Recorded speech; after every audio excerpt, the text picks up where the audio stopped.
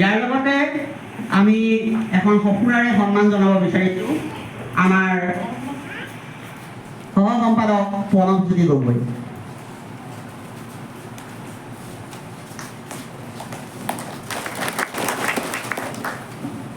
ইয়াৰ পাছতে আমি সম্বৰ্ধনাক আৰু এটা মৰম যাচিব বিচাৰিছোঁ ছাৰলৈ এখন সম্বৰ্ধনা পত্ৰৰে।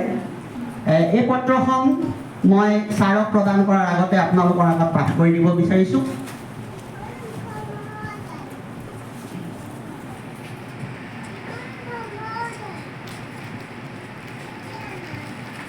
উজনি অসম এফাক মৃত্যুঞ্জয় কৰ্মচাৰী ইউনিয়ন সম্বৰ্ধনা পত্ৰ প্ৰতি মাননীয় বিমল বৰা ডাঙৰীয়া, সাংস্কৃতিক মন্ত্ৰী, অসম চৰকাৰ।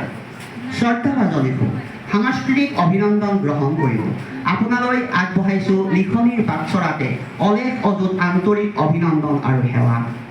আপোনাৰ দৰে এজন সবল আৰু পৰিশ্ৰমী, নিষ্ঠাৱান আৰু সুসংগঠকে অসমৰ সাংস্কৃতিক জগতক এক নতুন ৰূপ সজাই পৰাই তুলিছে। এই যাত্ৰাত আপোনাৰ লগত অকণমান হ'লেও আমাৰ তৰফৰ পৰা এক চিন্তাৰ ভাৱ বিনিময় কৰিবলৈ পোৱাত আমিও ধন্য।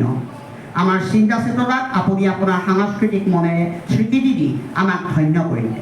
সেই পুৰোধা সাংস্কৃতিক বহল পথাৰখনক আপোনাৰ ন ন চিন্তাই সুস্থ ৰুচিবোধেৰে অসমৰ জনগণৰ মন প্ৰাণ সাংস্কৃতিকময় কৰি তোলক, এয়াই আমাৰ কামনা।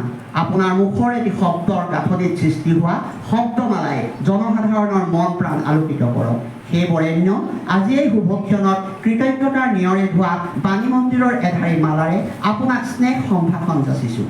কামনা কৰিছোঁ আপোনাৰ অনাগত জীৱনৰ মূল্যৱান সময়খিনি মানসিক আৰু শাৰীৰিক প্ৰশান্তিৰে ভৰি পৰক। এই কামনাৰে উজনি অসম এফাক মৃত্যুঞ্জয় কৰ্মচাৰী ইউনিয়নৰ হৈ প্ৰাঞ্জলজ্যোতি শইকীয়া সভাপতি, মৃদুল বাইলুং আৰু বিশ্বজিৎ মাউত যুটীয়া সাধাৰণ সম্পাদক, দিনাংক 19 আগষ্ট 2024।